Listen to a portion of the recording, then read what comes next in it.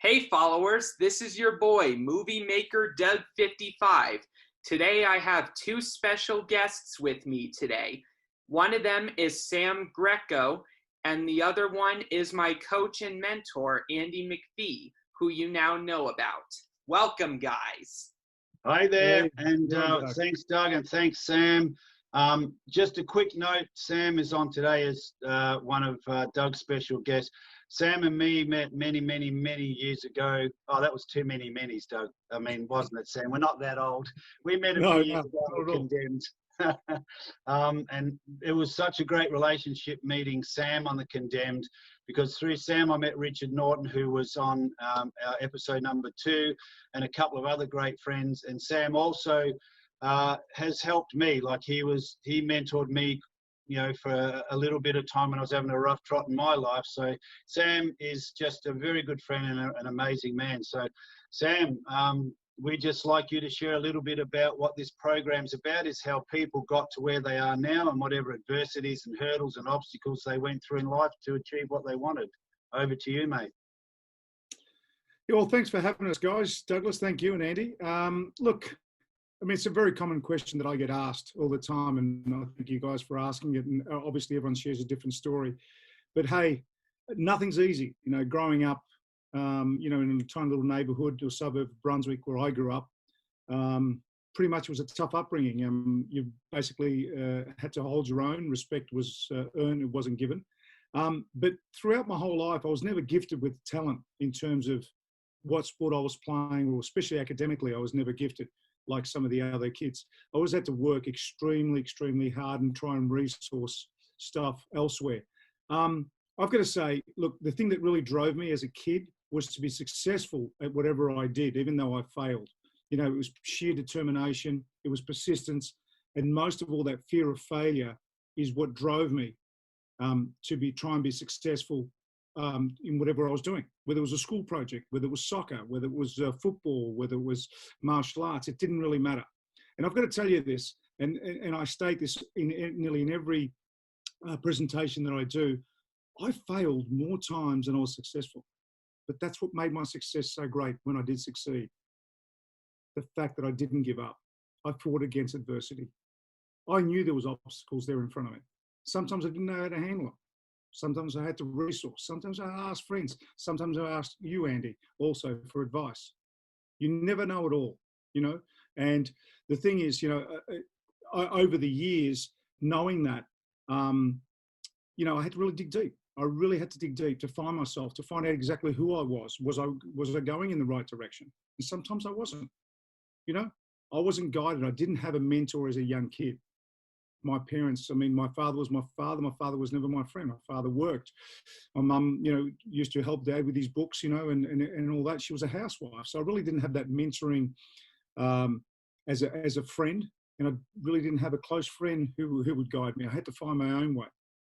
And that's what made me grow. It made me grow big shoulders and big chest and everything else. And that fear of failure was that thing that brought me to the forefront.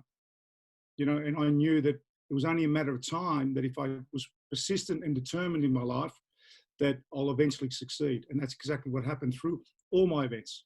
Life, schooling, even though I wasn't that great at academically, through my sport is where I succeeded. And then I got into a little bit of acting, But it's sheer persistence. It's about being that I'm a fighter, never giving up. Yeah, I saw that you were in the Scooby-Doo movie. Did you enjoy it? Yeah, but I like the original best. Scooby-Dooby-Doo, where are you? Hey, Doug, this is a good opportunity for you to ask Sam some questions. All righty, sure, be glad to. So, Sam, how did you get to where you are today? You're a martial artist, an actor, a heavyweight kickboxer, karate world champion, and even a soccer player. How did you do all that? Well, as I mentioned in my brief spiel just before that, it was that I was relentless, and that fear of failure was the thing that drove me to succeed. And as I said to you, along the way, it was never a perfect journey for me. I fell over more times than I got up. They say if you fall over 8 times, you get up 9 times. And it's exactly what I was doing. I never said I knew it all. I went out of my out of my realm, my comfort zone to go out and learn, to ask for advice. Occasionally I went down, but it wasn't the end of the world. I just kept getting up, and doing what I had to do. So if it wasn't for my sheer determination, persistence, and that old fear of failure, I would have been where I am today. But that's why I am here talking to you today. Wow, that's great. Yeah. Yeah, it's very interesting, man. And that's one of the points of our series is being relentless and unstoppable and creating a better future for yourself. Of course. And being relentless is probably the key element. Just because someone says to you, you can't do it, it doesn't mean it's the end of the world. It doesn't mean that they're right. It's only an opinion. They're Yeah. not sitting inside your body. I always say, if someone ever said that to me, I'd always ask for constructive criticism rather than just criticism. Tell me how I can fix it. If you think I can't do it, tell me how I can do it better. I'm open to suggestions. So in saying that, surround yourself with great people. Yeah, and a few years back when I was in the middle of a rough spot in my life, there were some instructors of mine from my high school that publicly predicted that I wouldn't have lasted a year in college. I've not only proven them wrong, but I'm only a couple courses away from my associate's degree.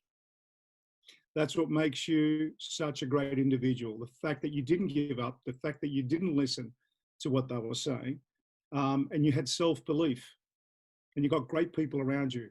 You don't need 100 people around you. You need 2 or 3 that advise you in the right way, purely for you. Yeah, and not only that, but I'm also a professional author. When I was in high school, I did NaNoWriMo, which is National Novel Writing Month, and a lot of my classmates participated in it. The concept was to write a 50,000-word manuscript in only a single month. I was the only person to succeed in the goal and publish it, and it results in my screenplay, Mose and the Great Escape. Fantastic. That's which amazing, is based on the biblical story of Moses. Okay, Doug, that's a great achievement, and especially with your books now. Have you got a few more questions for Sam? Yeah, for sure. Who inspired you to get into acting? Oh God, as every young kid, first of all, I got to say, as every young kid growing up and watching great movies, everyone wants to be an actor. And but as much as I hate saying this, Andy, our good friend, I don't know, shall I mention his name? Our good friend Richard Norton gave me an opportunity back in the early 90s to feature in one of his movies, which was called Iron Fist at the time, or Under the Gun, I should say. And I worked alongside him, and sort of that was the start of my so-called acting career. So I've got to thank Richard Norton for giving me that opportunity, and also some great guidance through Andy McPhee also throughout the years. Well, that's how we met a couple of years ago. I hadn't been to Australia for a long time, and I messaged Sam and said, I'm coming back to Australia to work on a TV series. I said, let's catch up. And Sammy said, yeah, no sweat. And the next day on set, I'm in the green room and Sam's sitting in there. And I thought, well, I must be special. She's just come in to see me. We didn't know we were on the same show together. So that was, and it was universally perfectly timed, because that was a part of my life which wasn't going real well. And we just started talking, and we spent the whole time in the green room. Sam was just mentoring me, advising me. And I'll tell you something he did say to me, and I only shared this with someone the other day. As Sam was talking to me, I'm going, yeah, no, I got it. And then about 3 minutes in, he goes, Andy, you've said yeah to everything I've said. He said, but I don't think you're yeah-in it. I don't think you're doing what you're saying you know you're doing. And I went, oh, yeah, I don't think I am. So just having someone pull you up on agreeing with something when you still repeated the same patterns for years, and that was actually a really big turning moment in my life to how it got me to where I am now. And I'll never forget that conversation, And it's interesting you say that, Andy. I mentioned this to someone the other day. I said, you can't keep doing the same thing and expect a different result. Yeah. It doesn't work. And that's what life's about. You want to change, you've got to get out of your comfort zone, and you have to change. It's Yeah. okay to And fail in between, but I could live with failing, but I can't live with not trying. yeah, so true, so true. Mm. Dougie, more questions, mate. Yeah. How did you get your role in the live-action Scooby-Doo movie? Well, I'd like to say it's because of my good looks, but I was wearing a mask in that movie, so that's out the window, straight out. No, look, I was fortunate enough. I was living in the United States during that time, and I just signed an agreement with WCW, which is known for World Championship Wrestling, and I was living in Atlanta, Georgia, and I got a phone call from the production team on Scooby-Doo, and they asked me whether I knew Randy Savage. Randy Savage was on Spider-Man at the time in LA. And I said, look, I can get probably hold of him for you, but I know he's on the set of Spider-Man. They said, oh, we want him to audition for a part in Scooby-Doo as a wrestler. And I said, okay, leave it with me. So I went off, tried to get hold of his management, and his management goes, look, irrespective, it's going to clash with Spider-Man, so we can't do it. So I went back to the production team back in Australia, and I just said to someone via phone, I said, look, he's not available. So they said, would you audition for it? I said, me? I said, oh, God, I've just signed a new deal with WCW. The fact that if I did get it, how was I supposed to leave, But they said, look, why don't you try and audition for it? So sure enough, they sent me the dialogue and whatever else was in there, and I auditioned in one of the WCW studios and sent the tape off. Within 4 days, I had a response that I'd got the part. So now, so now I had to approach the president of WCW and tell him that what had happened. And what I thought was going to be negative turned out to a big positive. I was due to be released on TV with WCW within the month, but the president said, look, we can put that on hold. You go and do whatever you have to do over in Australia. I knew I was going to be away for 3 months. They said, we'll release you, when you come back. So they were pretty good about it. Very, very good about it. So off I went to Australia and started in Scooby-Doo. Oh, So wow, it's that's a matter awesome. of an opportunity, that's what they call the window of opportunities in life. Some people watch them go past, some people grab them, and off they go. And I ran with it. To be honest, I should tell you this. In my music class in high school, there was a student that used advantage of the class to create a parody song. I don't remember what it was a parody of, but the song was titled "Let's Punch Scrappy-Doo." It's because of the Scrappy-Doo controversy. To say plain. Poor little Scrappy. Poor little Scrappy. Okay, Dougie, you've got a few more questions? Yeah. How did you get your role in the fantastic movie, The Condemned? Well, I did. The way I got that was through just a casting agency. I was called up to cast for a role. And while I was casting for that role, as I was leaving the place, I got a phone call and they said, look, we'd like you to double one of the lead actors in The Condemned. So they sent me a small script, and I knew that Stone Cold Austin and Vinnie Jones was going to do the leads in this movie.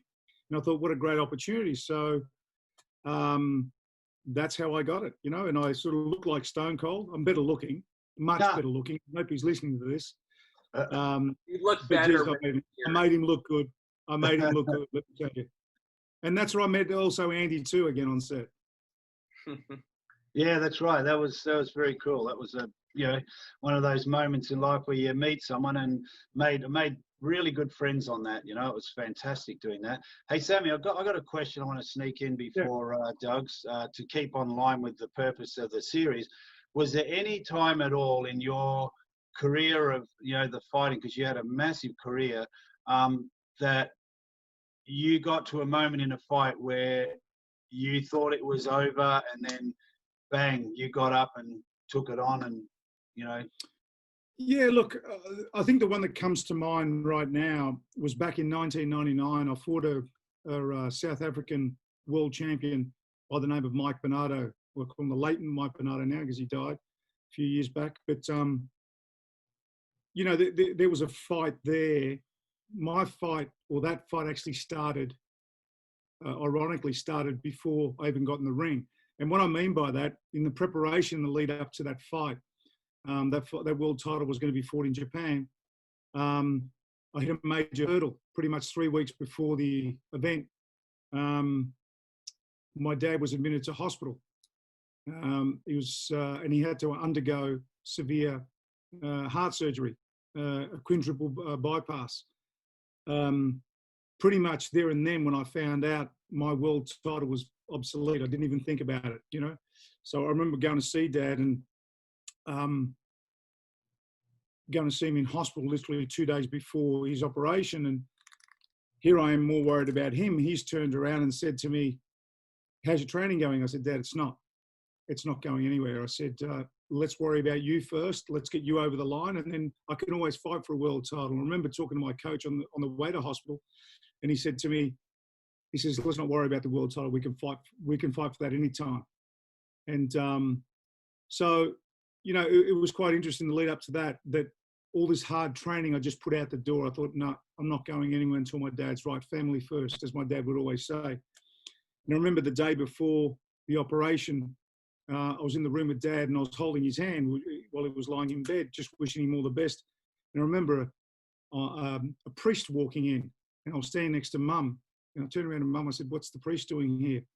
And Mum turns around and she says, "Oh, they come in to give the patient a blessing for the operation, and just in case something, you know, were to go wrong and it doesn't come out the other side." I mean, I've got to say, Douglas, and I've got to say, Andy, at that particular time was probably one of the worst times of my life. Just hearing that, I felt like punching the priest right in the mouth. I really did.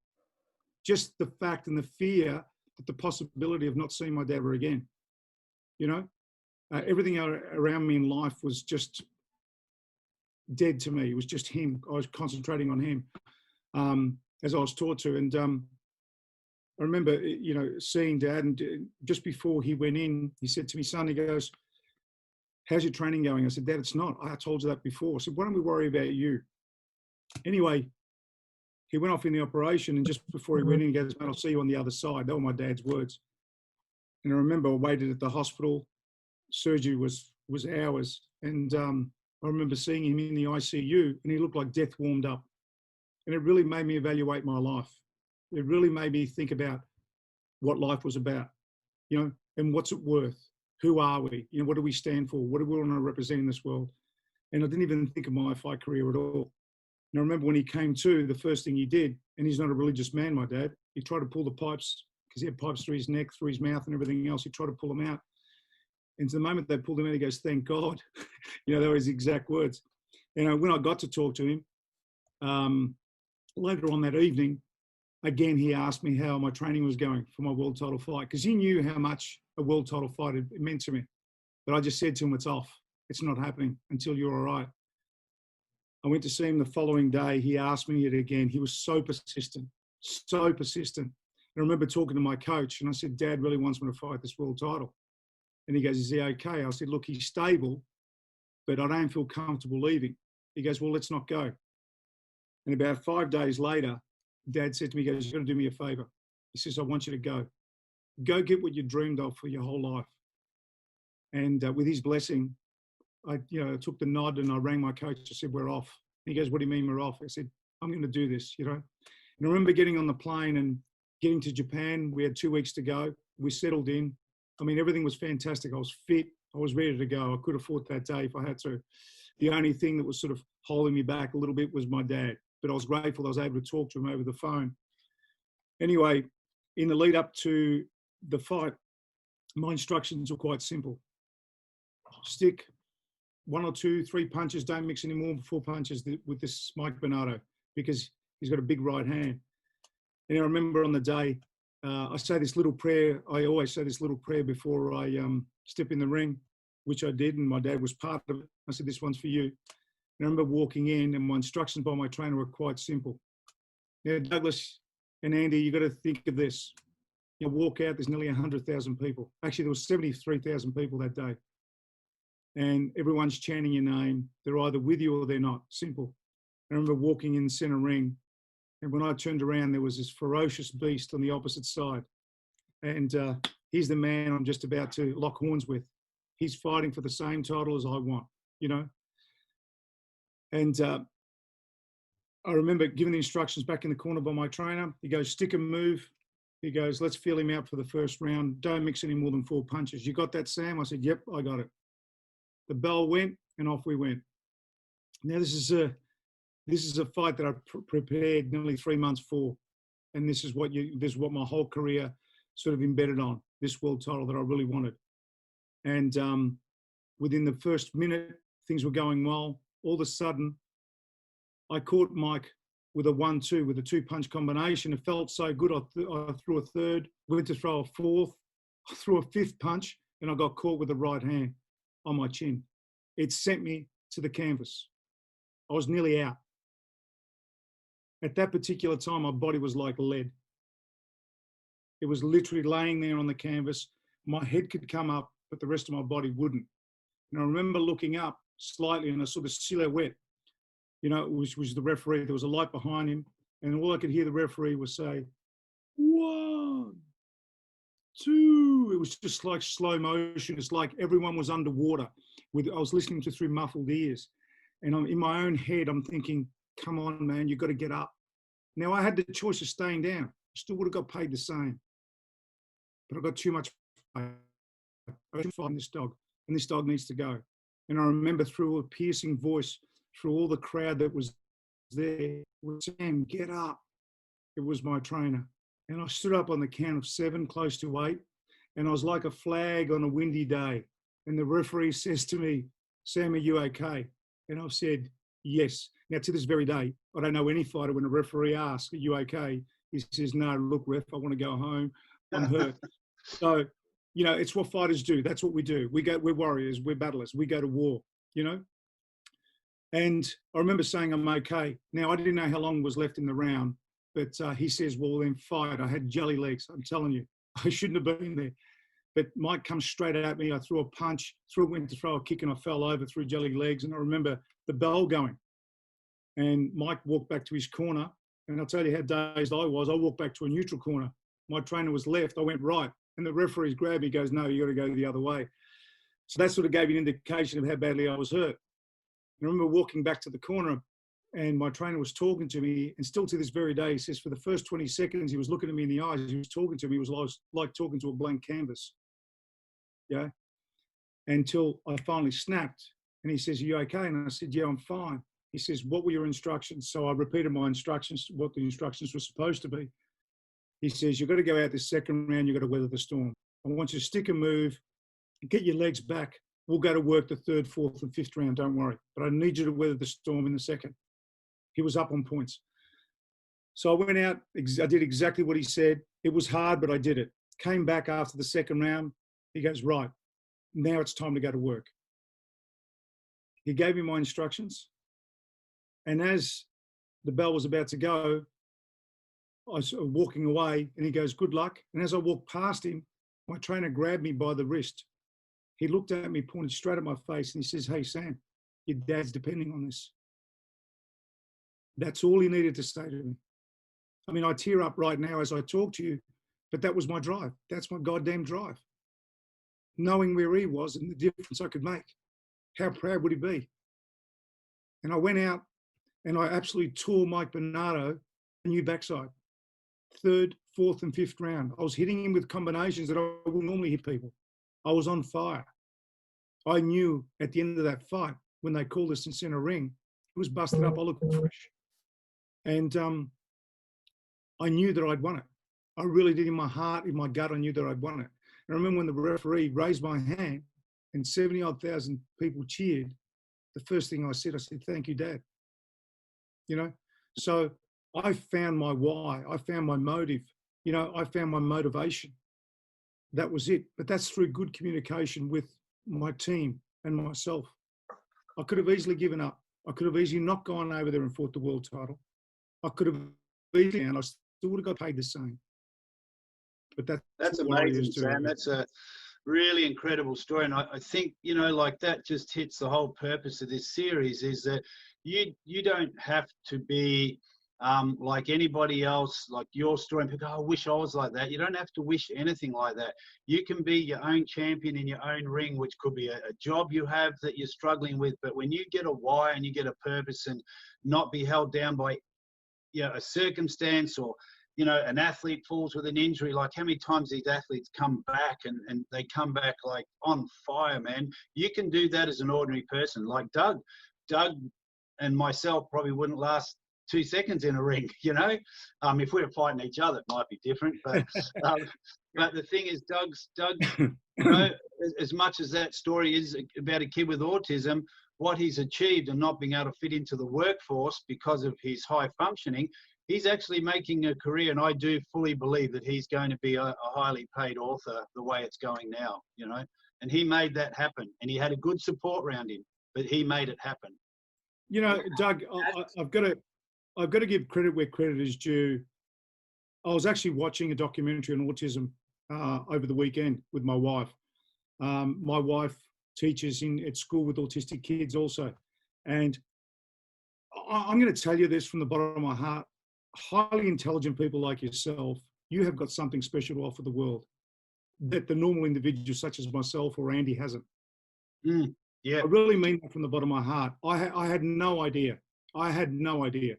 You know, it's not, you know, autism is not a disability. It's an ability, a great ability, you know, because you guys find out how to do it.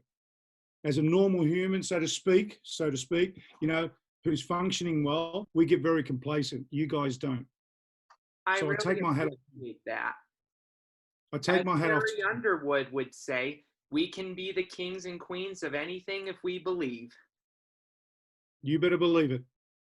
Yeah.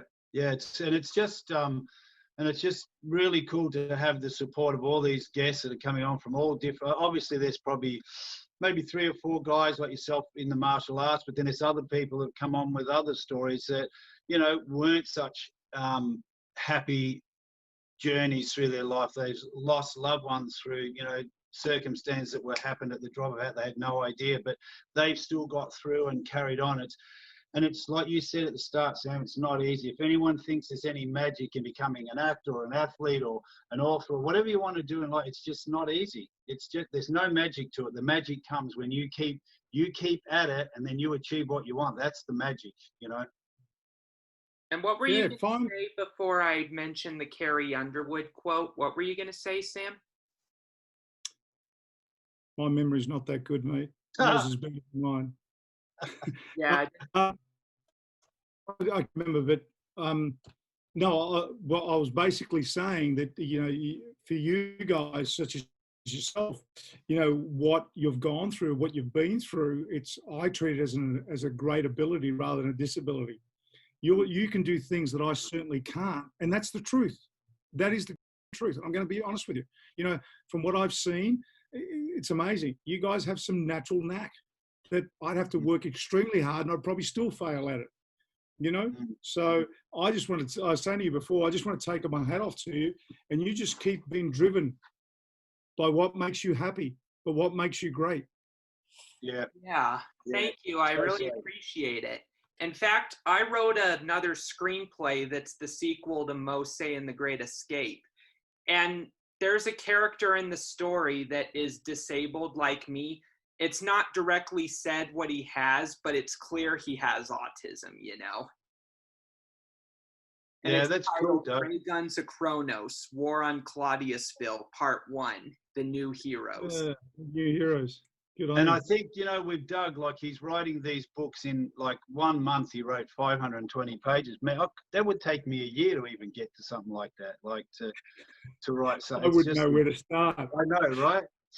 Well, look, Sammy, that's really great. Time's gone, but such a great story. And it's like just really, it's just powerful, you know, like I know that these will trigger somebody watching these somewhere to whatever circumstance they're dealing with life, to hear things like that, knowing that they seriously can get up and create what they want to create, but they do need a good little support team, people who are in the same mindset to keep you going. And if you don't know something, ask. You can't do it by yourself, like you said. So that's really good, Sammy. Doug, I'll let you take us out of this and give your farewells, and thanks, Sammy, for joining us, you know. No, it was an absolute pleasure. Absolute pleasure. Yeah, thank you very much for joining us, Sam. And I'll try to watch the Scooby-Doo movie at some point. Just make sure you do on the good-looking mask. Yep, I'll make sure I keep an eye out for you. So I want to thank both of my guests for joining me today. We really appreciate it. And everybody, please check out my 2019 work of literature. That's my biggest success story. From green flags to blue flags to the amazing comeback of an autistic spokesperson, which is Yay. top 15 in the United You're Kingdom. you're an absolute champ. You are. You're a champion in your own right, Douglas. You've done some amazing things, and I think what you're doing is going to help a lot of other people. Everybody, please like and subscribe to my YouTube channel, Movie Maker Doug 55, and please share this video.